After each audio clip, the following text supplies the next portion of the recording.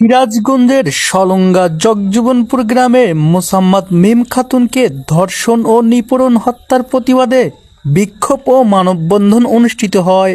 মানববন্ধনে আশেপাশের কয়েকটি স্কুল মাদ্রাসার শিক্ষার্থী ও শিক্ষকবৃন্দগণ অংশগ্রহণ করেন।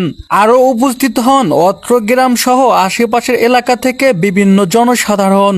সামনে কিছু কথা বলবেন জগজীবনপুর স্কুলের প্রধান শিক্ষক জনাব আব্দুল লতিফ।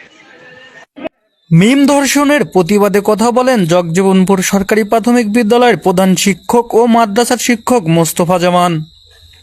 হত্যা করেছে, আমরা যেন সেই ব্যক্তিকে অবশ্যই আমরা যেন দেখতে পারি, আইনের কাছে আমরা এটা কামনা করছি এবং সাংবাদিক ভাইদেরকে ধন্যবাদ জানাচ্ছি।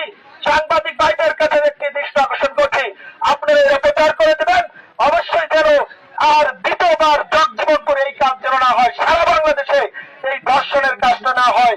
এই কথা বলে আমার কথা এখানে শেষ করছে। আসসালামু আলাইকুম ওয়া রাহমাতুল্লাহ। এই মানববন্ধনে মিমের ধর্ষণকারীদের সর্বোচ্চ শাস্তি দাবি জানিয়েছেন এলাকাবাসী।